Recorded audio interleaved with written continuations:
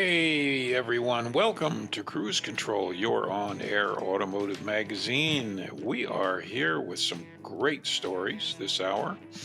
And you know us, I'm Les Jackson. That guy over there is Fred Staab. And we're going to start off, Fred, with something that is rather remarkable to me, maybe to you too. And that is Mini is revealed in affordable Oxford edition. But the big thing, and I'm not knocking the Oxford edition, but the big news there is they're getting ready to get rid of front wheel drive. Yeah, front wheel drive There's has always been the mini thing, hasn't it? there's never been a Mini made that had rear whell drive. Wow. That's crazy. That's crazy. That is big That's news. that is big news. I would think maybe all wheel drive, but Well, no. we'll talk about that. It actually goes for BMW as well. So BMW is also getting rid of front wheel drive, and we'll tell you all Yeah. about that. And then Ford, over at Ford, the F-150, it typically gets refreshed every 5 to 6 years. Ford's taking a break. They're not going to refresh this one. They're going to keep it around a bit longer. That's interesting. And this is after Toyota just started outselling them. Yeah. So what do you Uh, make of that? anyway, we'll talk, and we'll talk tech as well. This is kind of cool. Renault has a way to snuff out EV fires, and it's giving away the technology for free. Now, EV fires are notoriously difficult to put out Mm-hmm. because it creates its own oxygen. Yes, yes, it does. So it's great that they're doing this, and we'll see. We'll tell you a little bit about the technology and how they hope to fight these fires, because it's been so bad in the past that they had to basically submerge cars in fire Yeah, in yeah. water. So you can't be doing that. So.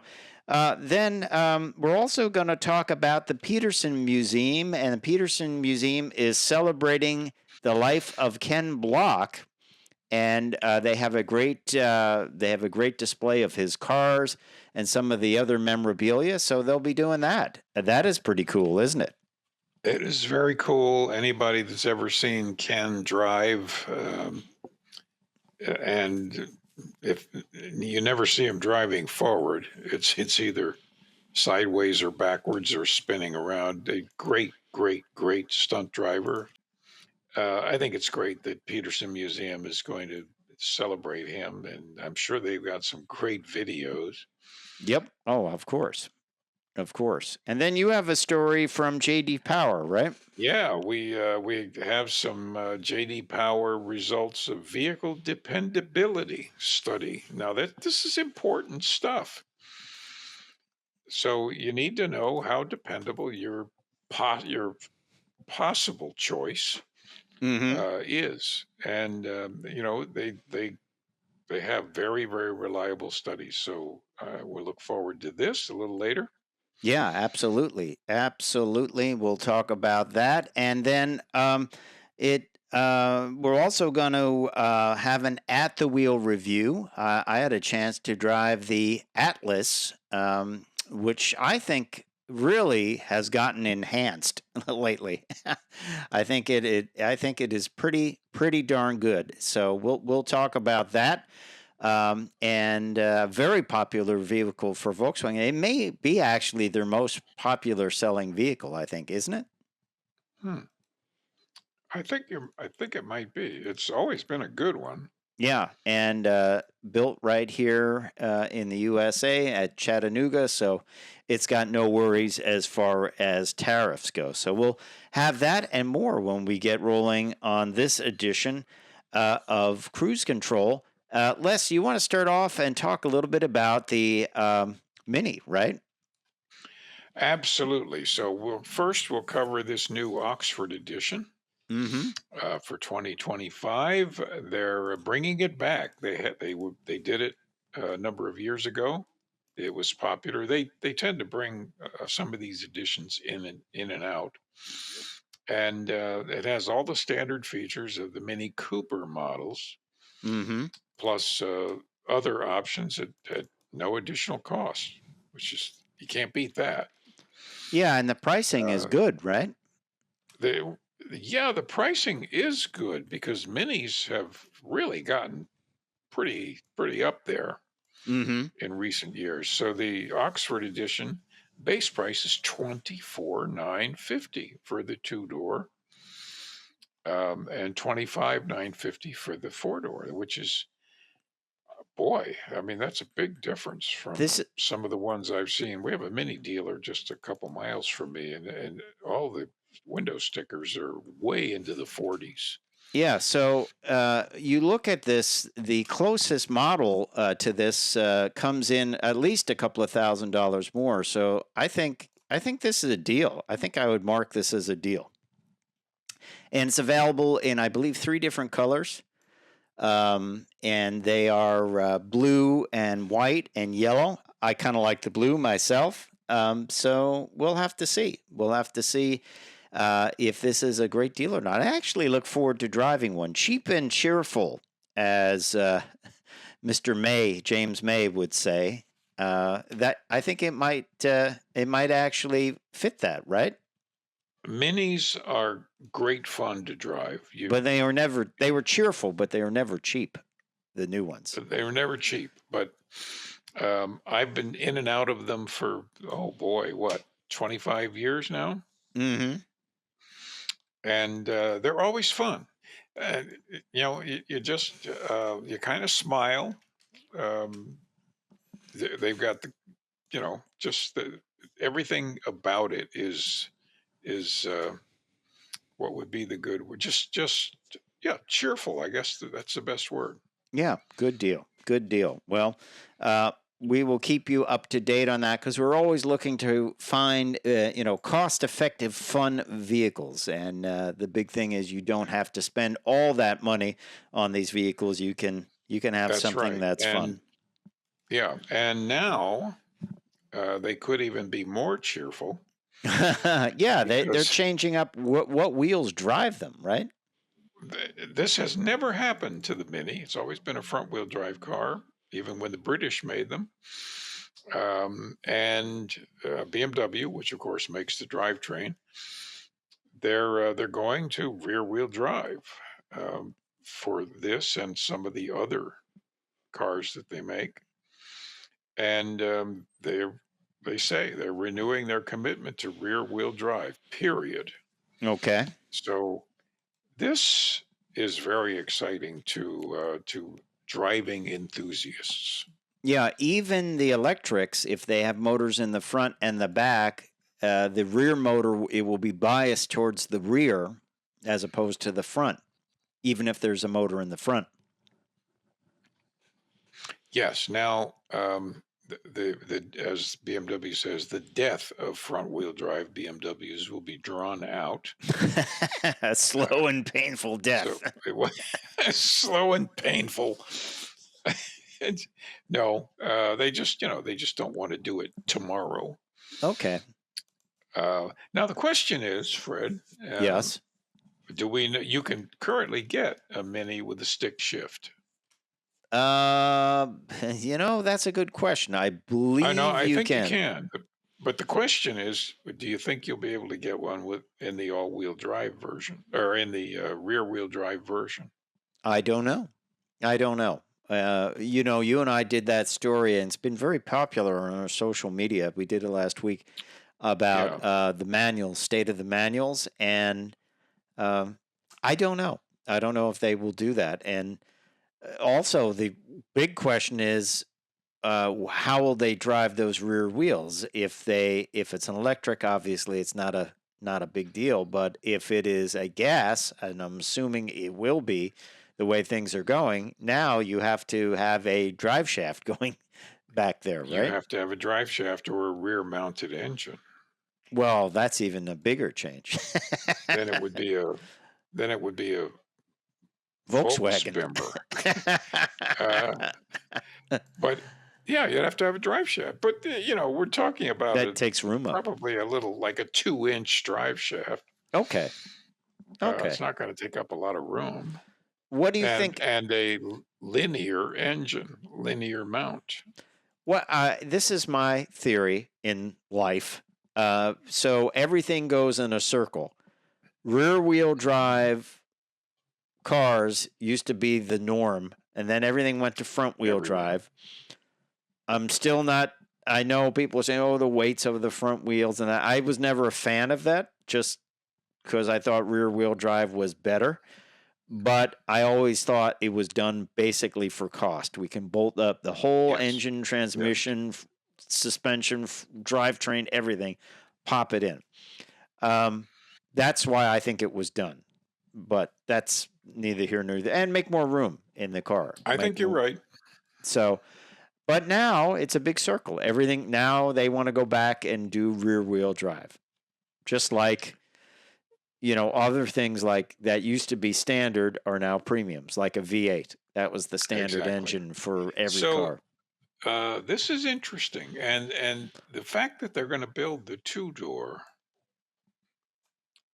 which is a very small car, is intriguing. Okay. So, we don't know for sure when, Mini is going to get rear-wheel drive, No, we don't. but but I don't think it'll be too far away.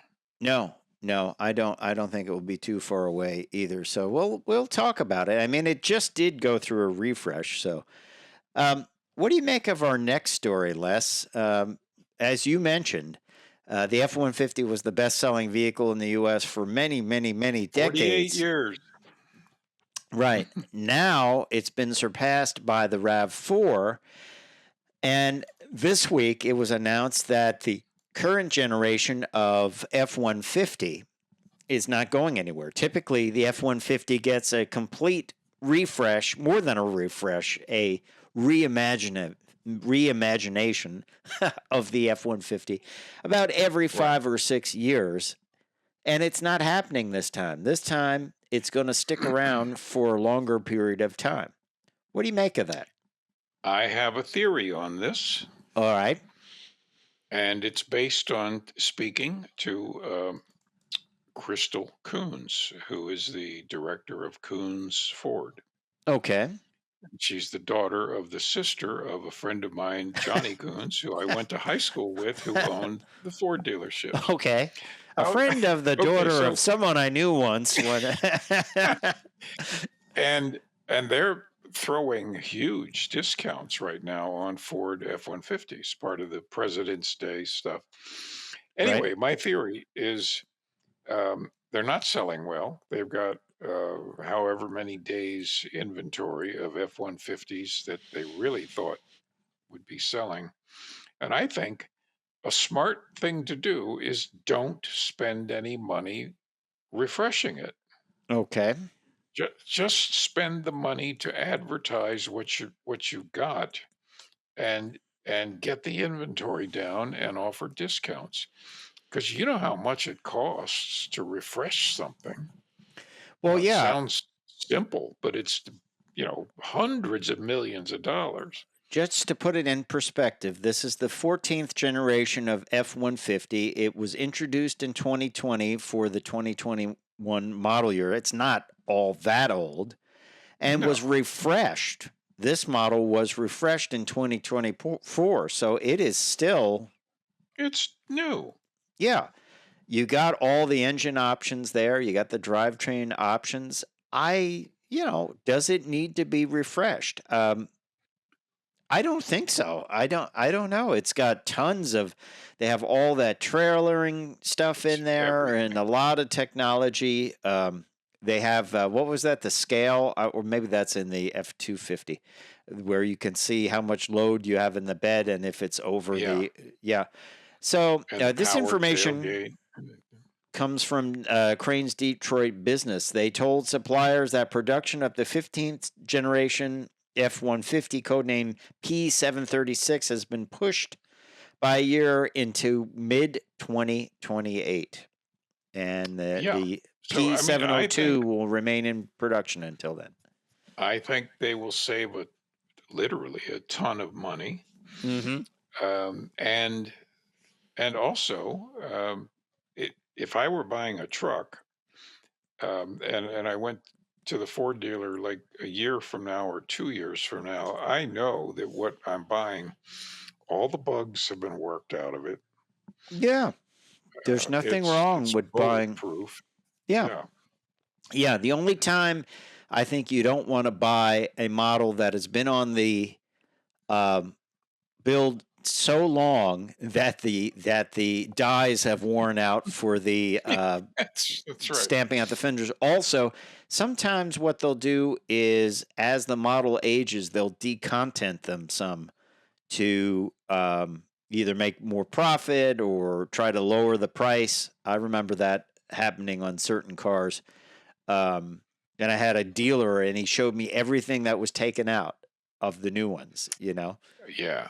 which made me buy one from that a leftover, which I was like, well, I actually want some of the stuff that they took out, So, and some of it was weird things like the covers for the seat tracks and an emblem here or there. So it's funny what they do. They might, you think it would, what is that going to save, like 20 cents? But I guess it Well, adds but up. it does, and but when you multiply, a dollar savings by 4 million trucks, you're saving a lot of money. Right, right. So um, I'll ask a bigger question. We heard that Ford wants to do extended range electrics. Does this mean it's the end of the Ford Lightning? The Lightning You doesn't know, sell well. They have a it's not lot of selling money on well. the hood. Not D- selling well. I wonder, I thought about that. Would they just eliminate that and do an extended range electric vehicle instead? I Smaller think battery, there's no reason to continue the Lightning as it is. and they could sell it for less. Smaller battery. Yep. You do the smallest gas engine you can put in there, maybe even a 4-cylinder. I don't know, whatever. And it would be a lot cheaper, wouldn't it? It would. Everybody's rethinking things at the moment At a very high in rate the of industry. speed. Yeah, a lot of thinking is is going on, and a lot of numbers crunching. Yeah, But I exactly. think this is smart. Just and by the way, and this is an aside, but it affects Ford. When I was at the car dealership the other day, about every other vehicle in there, including all the trucks, is white. Yeah, And I'm noticing everything to apparently, uh, we used to laugh about silver and gray being right. the only color you could buy anything. And now it's white. It's just Well, you you pay $500 extra for color. that's true, White, you don't pay anything for, white or black. unless it's a opalescent white. That's true. That's true. So, Guess who paid for that? Um, yes, I'll pay more. sure, I'd love to pay more money. Yeah, can I add $500 or $600 to my? Yeah. Well, Yeah, hey, that's they used to call that mother of pearl. mother, it's beautiful.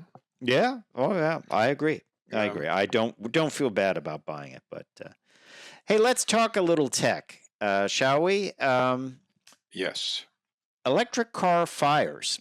This is a big, big problem. They literally, some fire departments use blankets to put them out, like a heavy duty fireproof blanket. I've seen some dig a pit and put the car in it, and pour water on it. Well, Renault has a proprietary technology to stop EV fires quickly. And it is really kind of like um, an access port to the batteries that is, it's like an adhesive thing, uh, stopper, that when you put a fire hose in there at high volume, I mean, literally a high volume fire hose could tip a car over. So it's not.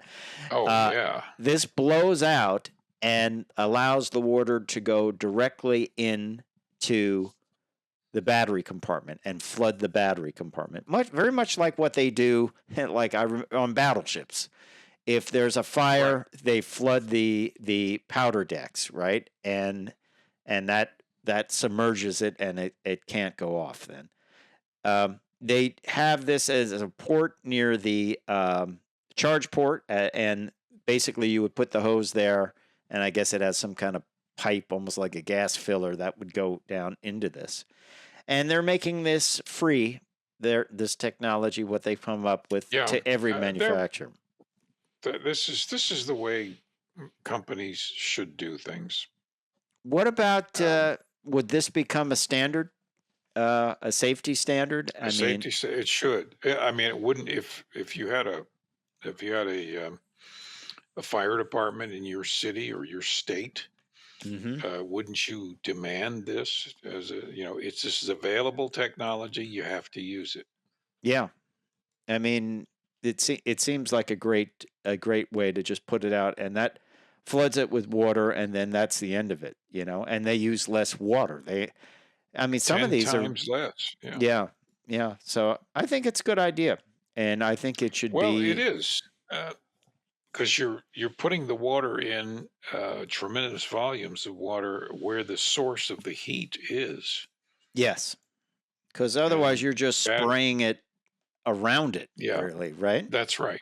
Whereas an EV battery, it's like magnesium fires that that you need. It's a tremendously hot fire. So when you're spraying it with water, it just turns into steam. Right, right. If you can, just essentially immerse the battery in its own package, you get rid of the heat. Yeah, I think it's It's real a great interesting. idea. I Great think it's idea. real interesting, and I think it's something that we will eventually see. I think we'll see it become the standard. I don't know. It seems pretty easy to me. It's like an adhesive stopper and a tube that you put it in. Yeah, Some I people mean, said so maybe they simple.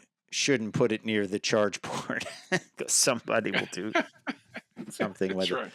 You know, How simple? I want one of those big arrows like they used to have on the planes in case of Yeah, emergency. they were there for a good reason. To blow the canopy off to get you out, right? I believe that's Yeah, what they were there uh, for. the space shuttle actually has.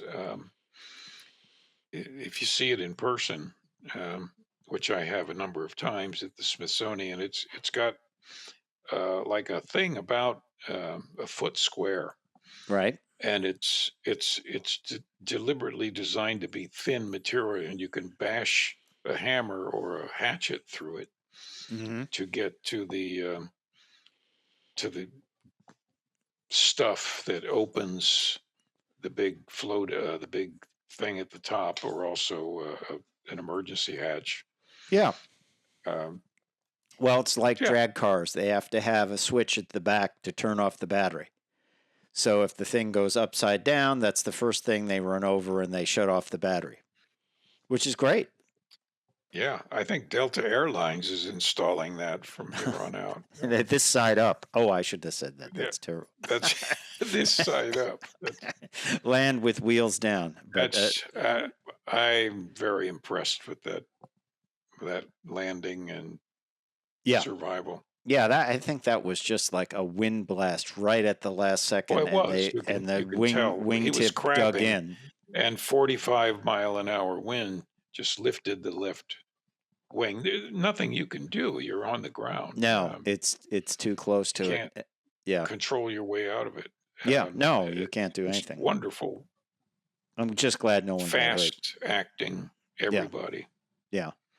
Interesting though. Total side note. They told people take your stuff and get out. They never. they never tell you to They take your never stuff. say that. Yeah. I mean, Don't take your stuff. Get out. I will say this. Whenever I fly, I wear a cotton shirt and jeans, cotton jeans. It's almost like a Yeah. very lightweight fire suit. I don't wear Right. polyester socks. No And polyester. I have leather shoes or sneakers, and I keep them on the whole flight because if Yep. something bad happens, I'm not going to be walking in bare feet. And I don't want to put my feet on that carpet anyway. Not on directly on it. No, But I'm the same way. yeah, you have a little protection to get out to, give you, it's not like you're wearing a funny car suit that's 10 layers thick where you have, No. you can be on fire for 10 seconds and you're okay, but it's something. But don't not wear shoes because it's just Yeah, nasty. please don't. Please don't. Yeah. It's nasty, and frankly, you might need your shoes to get out quickly, And you know me, like Especially when we lately. starting to land, I'm already getting my stuff organized so I can move out. You don't land and then stuff. Oh, I guess I should start putting my stuff away. But anyway, hey, you have a story about Ken Block. I'm lucky enough to have met him and actually rode with him a little bit at SEMA. But Yes. if people I don't remember Ken Block, he did these great Gymkhana videos. They were incredible videos that showcased his driving. And now Petersen has a display at Petersen Museum, right? They sure do. It's called People's Champ, The Mm. Impact of Ken Block, which pays tribute, as they should, to he's a real icon, and he was a real icon. It's now open in the Meyer Gallery at the museum. If you ever Mm-hmm. get out to LA, go to the museum. It's incredible. Spectacular museum. And he's just, he was a great racer, entrepreneur, DC creative shoes. guy. Yeah. And he was, his driving stunts are legendary. Yes. Absolutely legendary. I just got to ride with him out in the front yard of SEMA, I'll call it the parking lot. Yeah. And he's looking sideways at me. He goes, "Okay, you ready?" And go, "Yeah." And he's holding back on the handbrake. I think it was a little Ford Focus RS, maybe. I think it was. And he just is looking at me. He goes, 600 horsepower Ford Focus. Yes, and he goes, "Okay, are you ready?" He's looking at me sideways, and as he keeps looking at me, he lets his hand out, and the parking brake goes off, and we like slam back, and we went right down. There's a crowd in front of us. I was like, "Okay, this is bad. We're going really fast." And then he pulls that brake, and it goes completely and everything sideways. Is up. Yeah, everything is up. Hand high.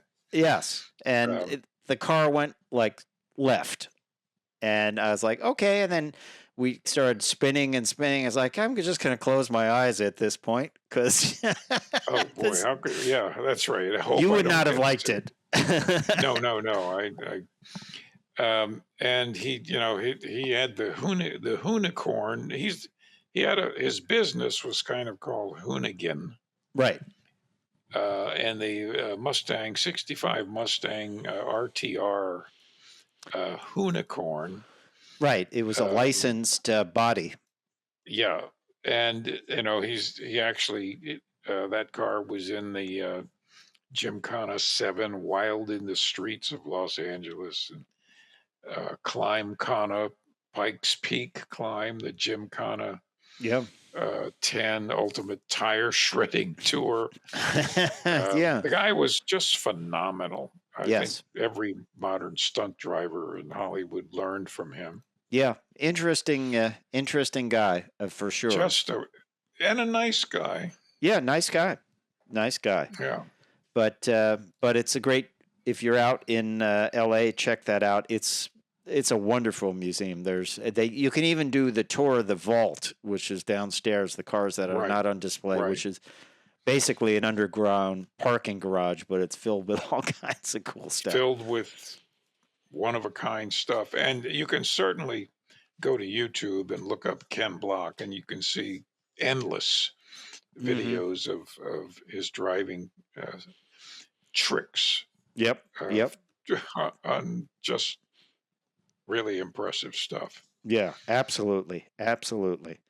Well, let's move on to the JD Power dependability study. This is always a good study to go in and look at if people are jumping into a new vehicle.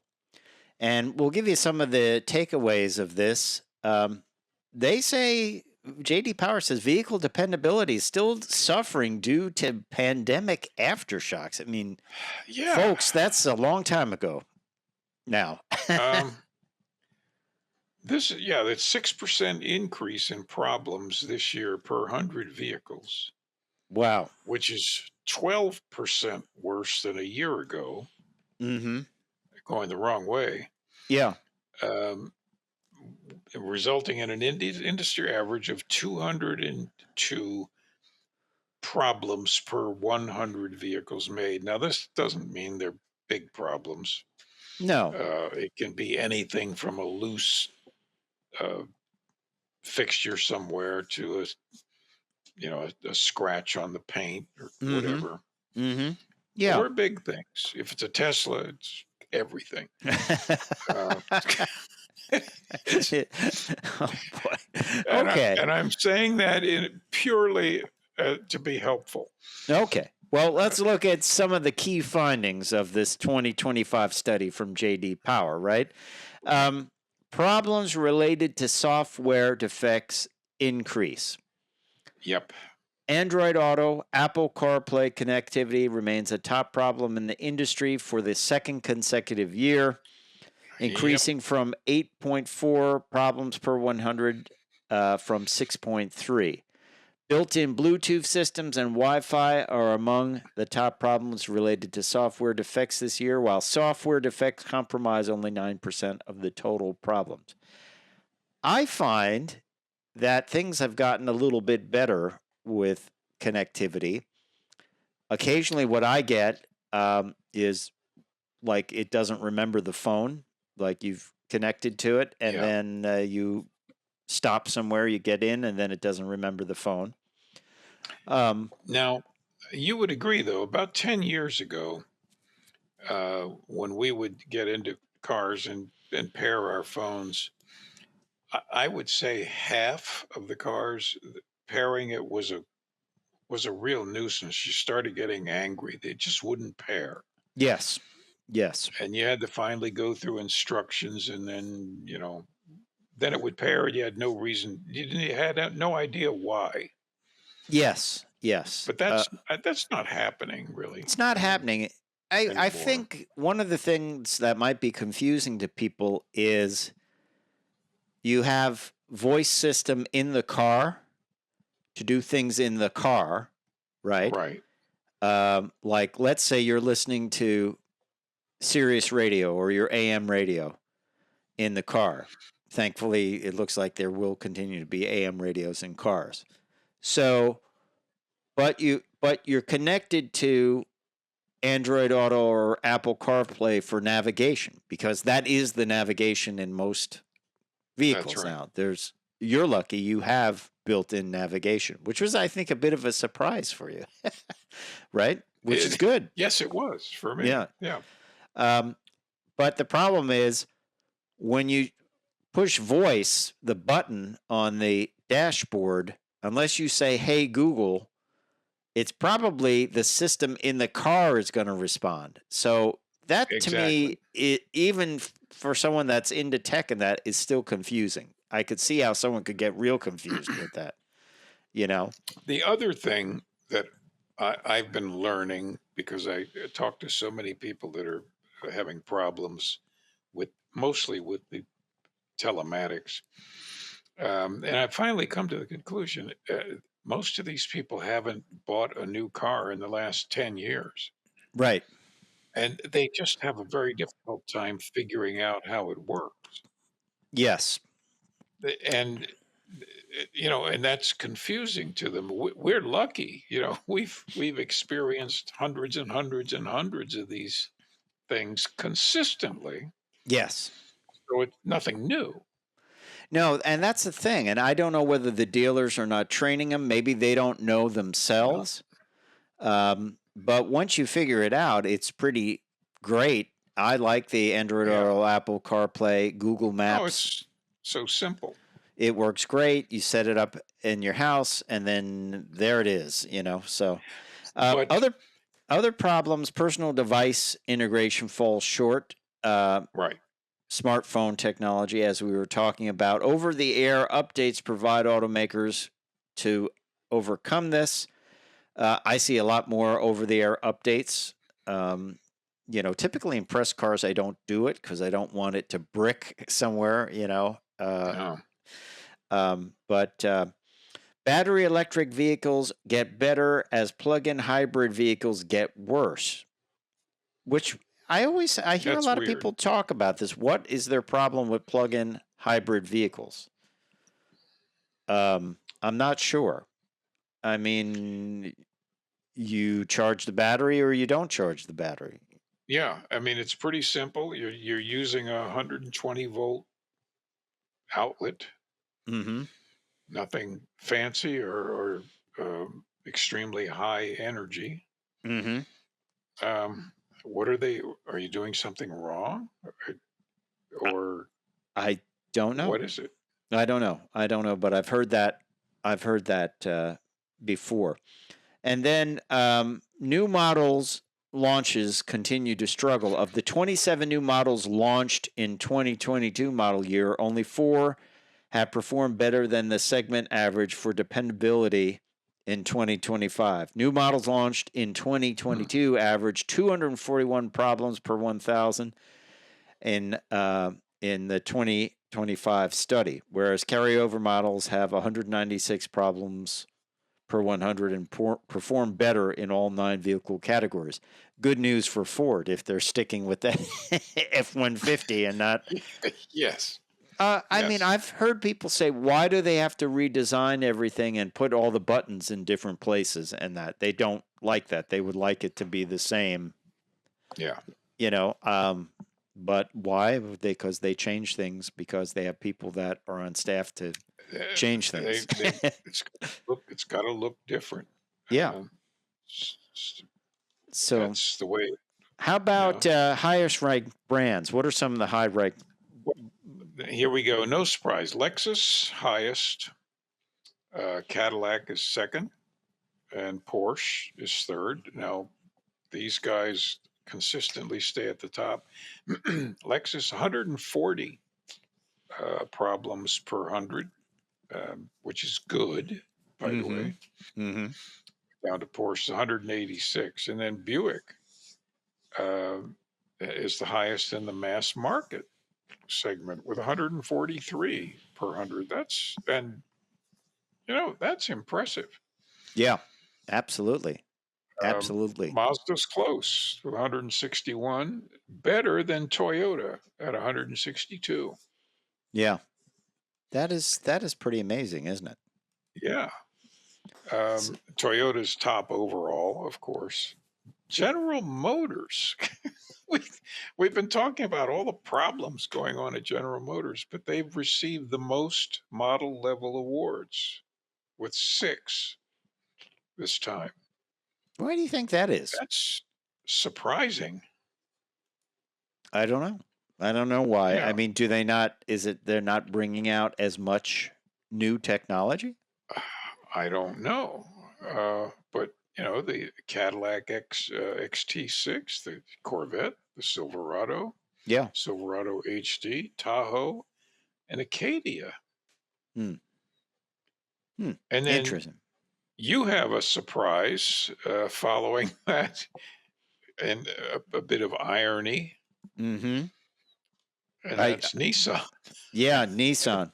I, Yeah, it certainly is interesting. As I say, I don't know what's going to happen with Nissan, but they do okay.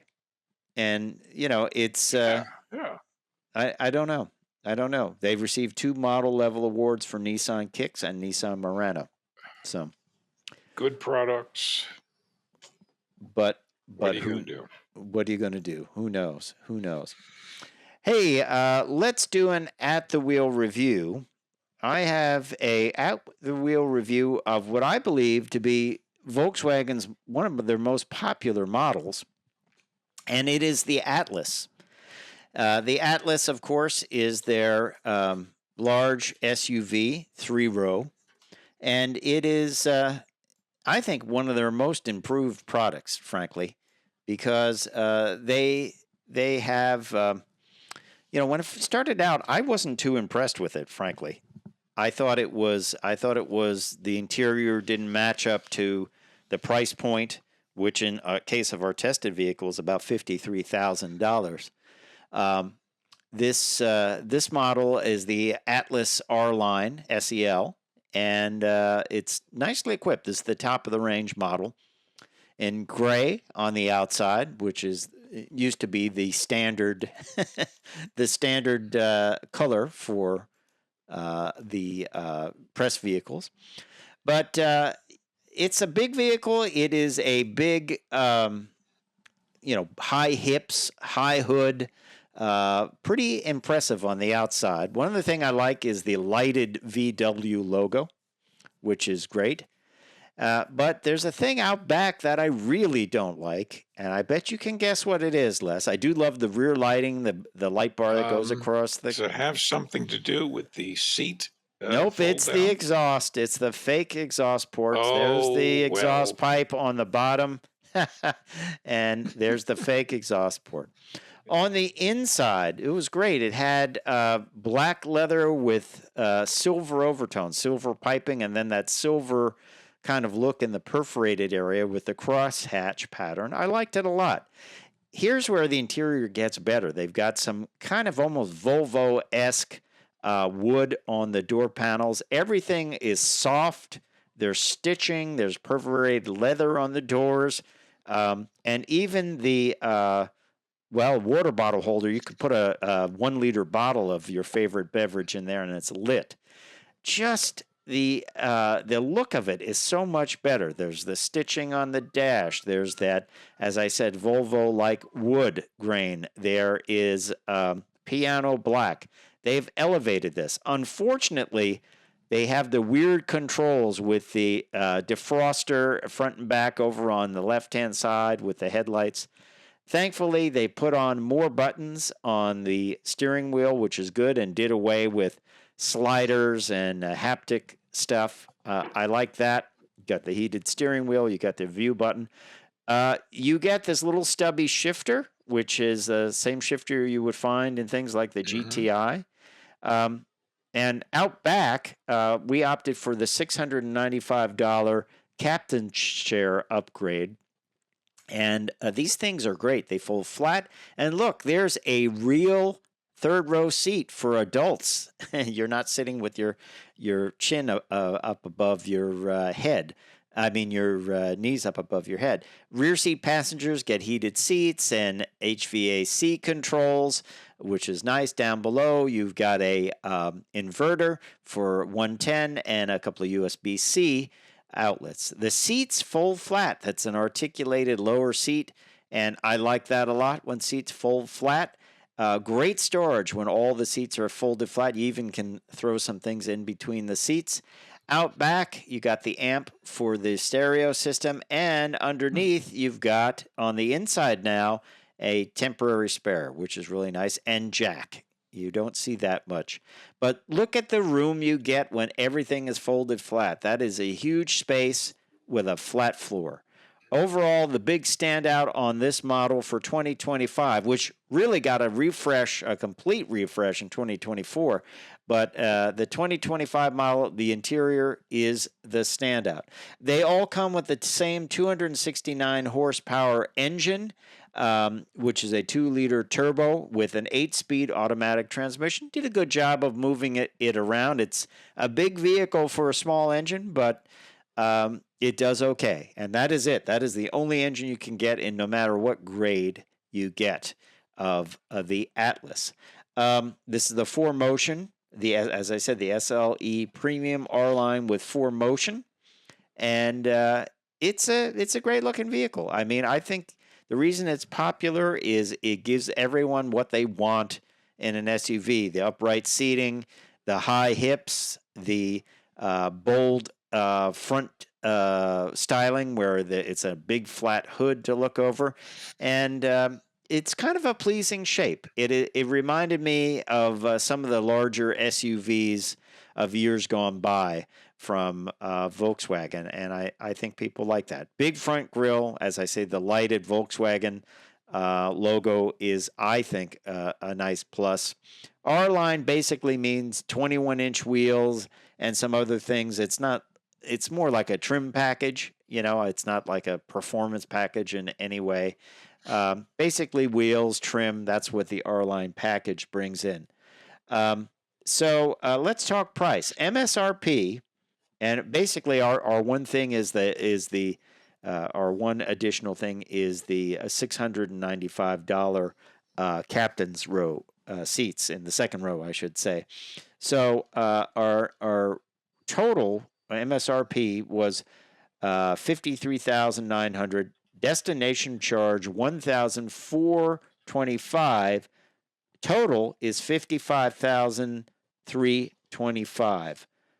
Nice looking vehicle, family hauler, feels robust.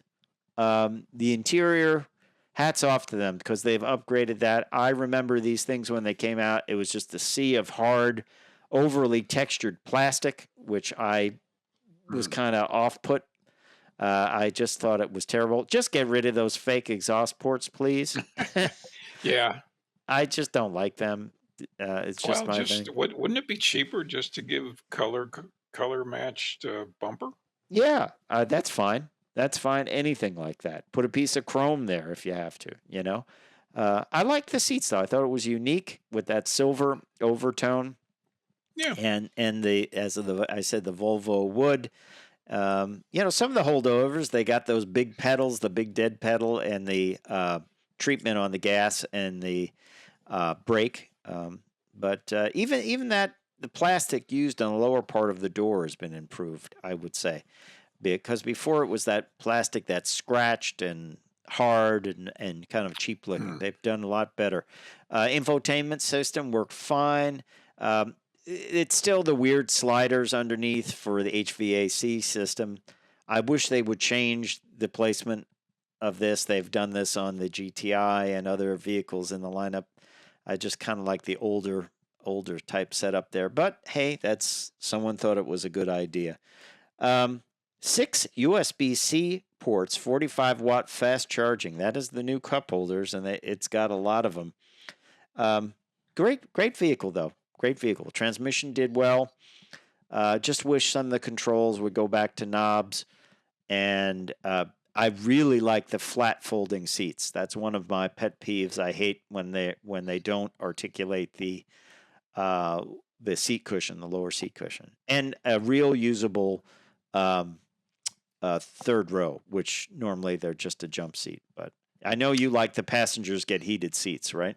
That's when absolutely. I noticed. I noticed that you're listening to Shabuzi. That just happened to be. I knew you were going to say that.